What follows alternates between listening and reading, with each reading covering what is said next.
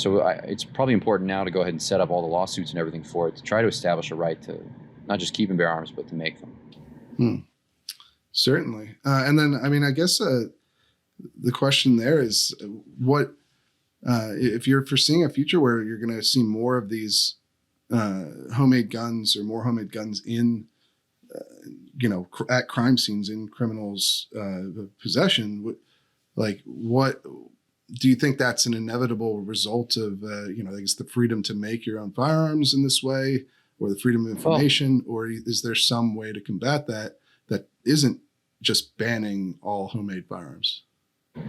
Maybe the current ATF rule is an example of that. When you say, well, more of these show up at crime scenes, maybe we'll see a statistical, pause or plateau in the accumulation of privately made firearms, because the Polymer 80 kit was a very successful, I guess, affordable kit, affordable to some degree. A lot of people were buying that kit and they were moving a ton of them. So will just as many people 3D print Glocks?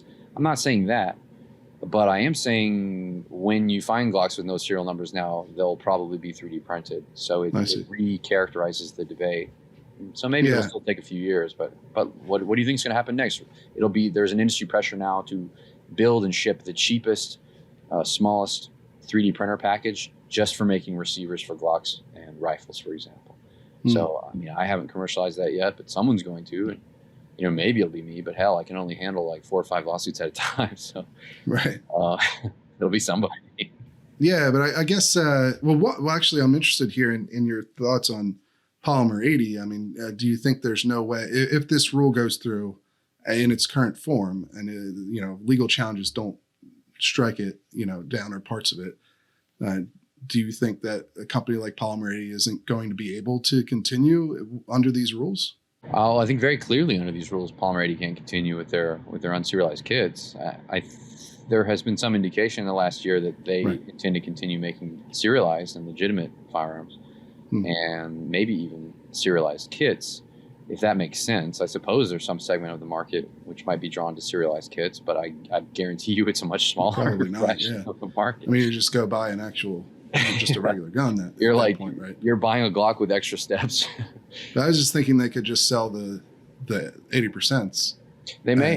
And someone will, like JST will, someone will. But and then someone else sells the jigs, I guess. I think a concealed part of this rule, though, is like it is not clear to me that 80% handgun frames have survived. If anything, there's a new standard. I think they included some definition of clearly identifiable as a firearm, as I guess a layman standard for like, hey, that already looks like a Glock receiver, therefore it is a Glock receiver.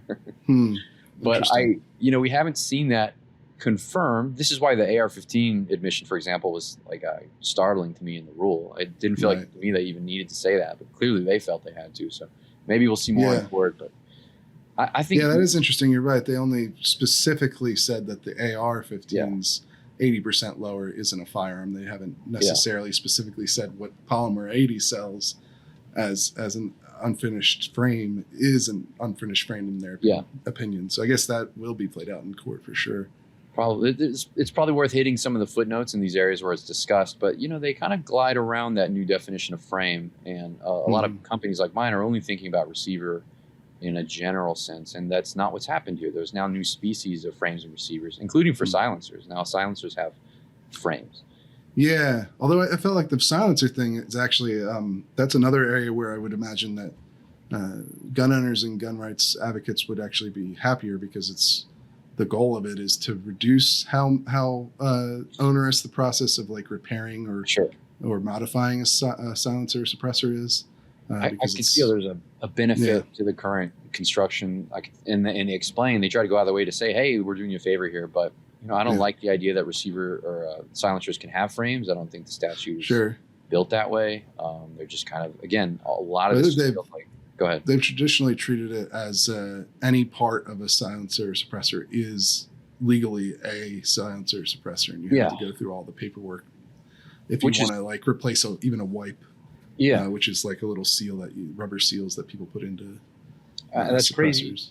And people in the 3D printed space, for example, they're finding it's just so difficult to even test and modify their designs that people overseas are having to help them do that because of just how difficult the silencer regs are. So, maybe that's an improvement. But again, like the way we got there, is still probably illegal. And I You don't think know. they're still exceeding their authority with that? Always with these agencies, and permanent government and all that stuff. So, okay, maybe the rule we got again is better than the rule that we thought we were getting, but I think it's still worth fighting about. It's still worth suing. And they're like, hey, resubmit. I have an opinion letter, by the way, from 2016 on certain 80% receivers. Yeah. And nope, gonna sue, dude. Not gonna resubmit. Okay, I won't swear again on your show, but I think my answer. It's okay. Is a swear word. It's a show for adults. It's okay. It's just usually people don't get to the level of swearing about because we're always talking about policy and minute details and stuff. But I mean, look, policy matters, details matter. So I get it. It's the difference between jail time and a thriving business, right? It's so arrogant of them to say that, okay, the inclusion of marketing materials might affect whether something is or isn't a firearm. And the statute does not mean that. That is not the spirit of the law. And